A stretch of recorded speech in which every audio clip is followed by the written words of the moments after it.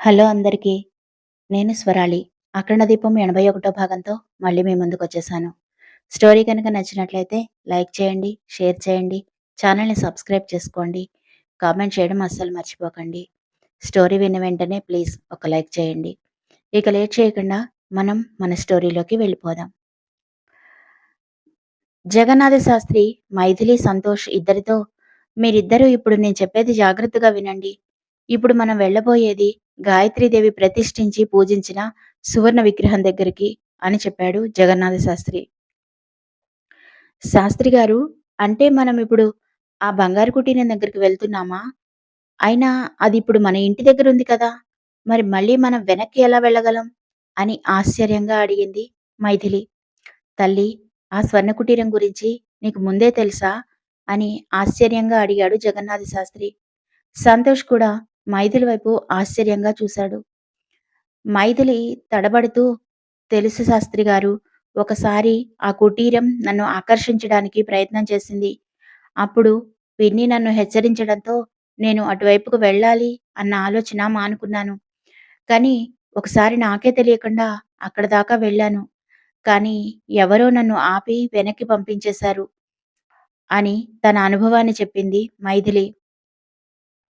జగన్నాథ శాస్త్రి నీలాంబరి వైపు ప్రశ్నార్థకంగా చూశాడు.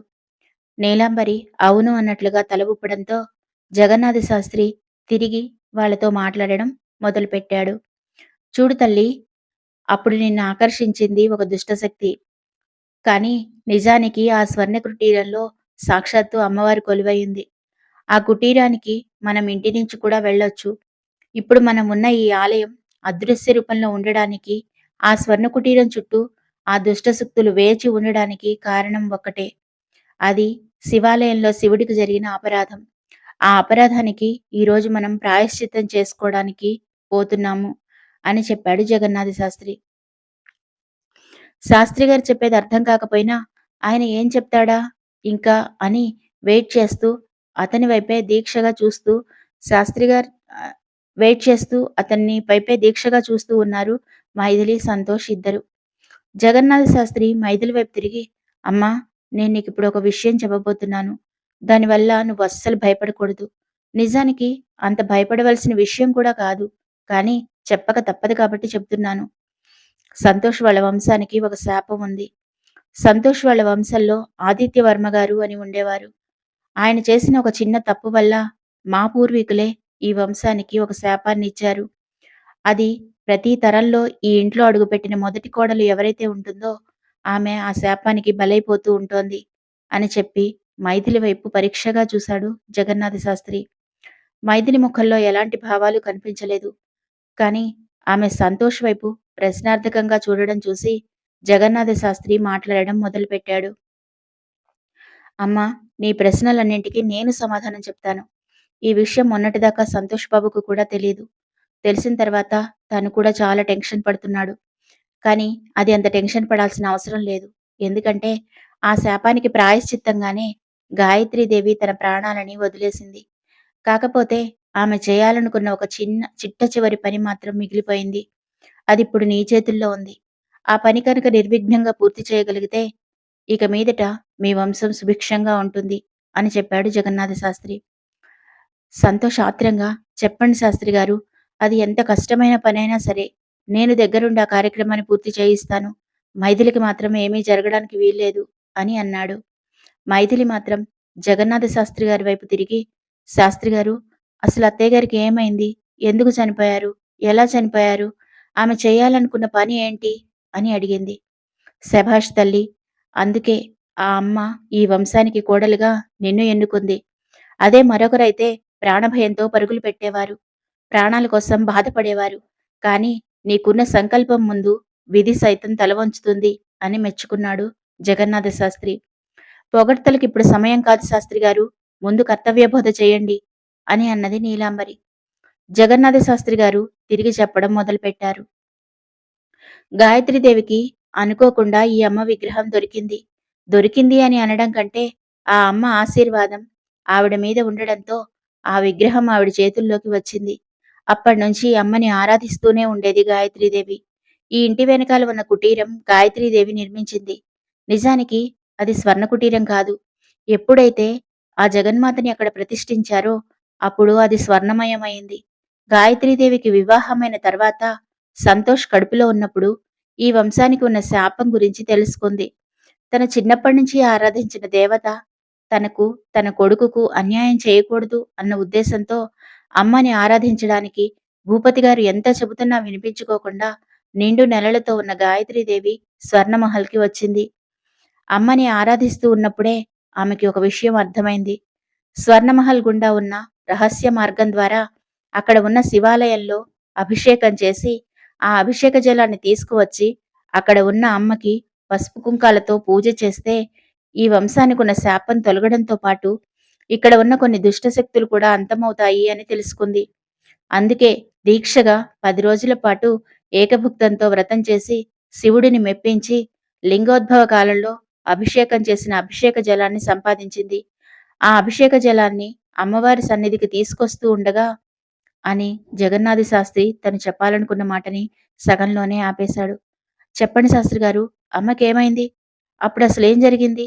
శాస్త్రి గారు పూర్తిగా చెప్పండి అంటూ కంగారుగా అడిగాడు సంతోష్. ఆ తర్వాత కథ నేను చెబుతాను అని నీలాంబరి చెప్పడం మొదలుపెట్టింది. ఇది మీకు నమ్మడానికి కొంచెం కష్టంగా ఉన్నా జరిగింది ఇదే. నిజానికి నేను మీరు అనుకున్నట్లుగా నేను మీరనుకున్నట్లుగా నీలవేణి కాను. నీలాంబరిని.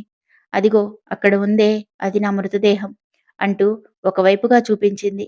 అక్కడ ఒక పాము దేహం నిర్జీవంగా పడి ఉంది. సరిగ్గా అప్పుడే అక్కడ వాసు, శ్వేతాంబరి అందరూ ప్రత్యక్షమయ్యారు. అక్కడ పడి ఉన్న దేహం నాదే. మా జాతిలో ఒక దుర్మార్గుడు చేసిన తప్పు వల్ల గాయత్రీదేవి తన ప్రాణాలను పోగొట్టుకుంది. మేమందరం అప్రమత్తంగా ఉండకపోవడం వల్ల ఆమెను కాపాడలేకపోయాము. అంతేకాదు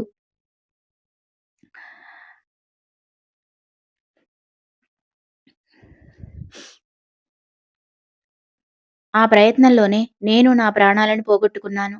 మళ్ళీ తిరిగి నా ప్రాణాలు నాకు దక్కాలి అన్నా, ఆ దుర్మార్గుడి అంతం కావాలి అన్నా ఇప్పుడు నేను చెప్పే విషయాలు జాగ్రత్తగా వినండి. ఒకప్పుడు నాగకేతు మా అందరికీ నాయకుడిగా ఉండేవాడు. నాగలోక ఆధిపత్యం కోసం అతను ప్రయత్నం చేస్తూ ఉండేవాడు. దానికోసం మాకెవరికీ ఎటువంటి అభ్యంతరం ఉండేది కాదు. అందరము నిష్టగా శివపూజ చేస్తూ సంతోషంగానే ఉండేవాళ్ళం. నేను, వాసు ఇద్దరం ఒకరినొకరం ఇష్టపడ్డాము. మా జాతి ఆచారం ప్రకారంగా కళ్యాణం కూడా చేసుకోవాలి అనుకున్నాము. కానీ నాగకేతు నా మీద మనసు పడ్డాడు. అంతేకాక మేము ఎక్కడ వాడి అధికారానికి అడ్డం వస్తామో అనే భయం కూడా వాడిలో కలిగింది. అందుకే అకారణంగా మా మీద కూడా కక్ష పెంచుకున్నాడు. సరిగ్గా అదే సమయంలో వాడికొక విషయం తెలిసింది. గాయత్రీదేవి నిరంతరం పూజ చేస్తున్న స్వయంభూగా వెలిసిన అమ్మవారి సిగలో ఉన్న మరకతమణి గురించి వాడికి తెలిసింది. ప్రతి కార్తీక పౌర్ణమి రోజున మరకతమణి వెలుగులు శివలింగం మీద ప్రసరించడంతోటే ఆకాశం నుంచి ఆకాశగంగా శివుణ్ణి అభిషేకిస్తుంది. ఆ అభిషేక జలం తీసుకువెళ్ళి అక్కడ ఉన్న అమ్మకు అభిషేకం చేస్తే కాని తన వంశానికి ఉన్న శాపం తొలగదు అన్న విషయం గాయత్రీదేవికి తెలిసింది. ఆ విషయం ఒక గాయత్రీదేవికి మాత్రమే తెలుసు.